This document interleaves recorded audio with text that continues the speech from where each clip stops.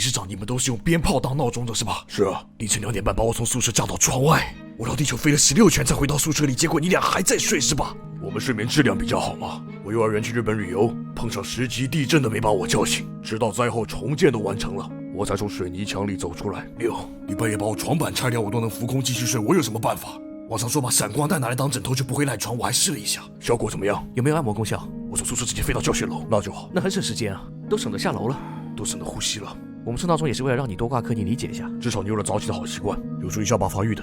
你们俩在厕所，每天蹦迪蹦到3点半，然后4点半把我炸飞到大西洋，让我给阎王爷刷业绩是吧？每天睡1个小时，我感觉都有点太多了。专家说1年睡1次就差不多了，到我这个年纪你就懂了。那你俩还在宿舍做婴儿床啊？阿狗，你意见很大是吧？上次就把整个宿舍爆改成房车，一个人该去遨游太空也不跟我们说一声，我们一回去墙都没了。老弟，我他妈在火星开派对，我也想去，但缺个飞船，所以你把我们宿舍开过去了。对，然后就开了半个宿舍回来，是故意的还是不小心啊？那次派对之后，面妈都想跟我开通情侣空间，你是挺旺夫的。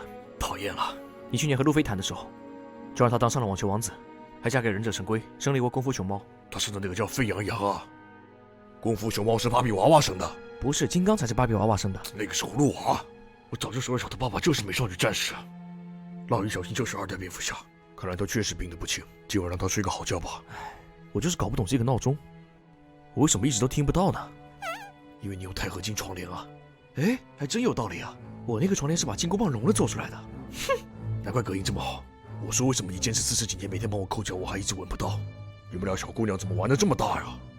被室友抠脚是要被处分的。上次有对小情侣在操场互相抠脚，校长罚他们在大礼堂当众连扣6个月啊！据说他们后来都是用手走路，用脚说话啊。这小吃佬怎么笑成这样？他只是感动到哭了。我记得我有次说梦话，说宿管阿姨没保安大叔漂亮，然后被宿管阿姨偷听到了，给你个终身留校的处分。要不是你们俩半夜把我抱到宿管阿姨床上，她也不会听见啊。再说宿管阿姨本来就没保安大叔会穿搭。那确实，上次学校选美大赛，保安大叔带着5把加特林来的。结果宿管阿姨用我们宿舍的闹钟降服了保安队，起照奥巴马把保安室都端了。真的假的？后来保安室不是变成宿管阿姨的健身房了吗？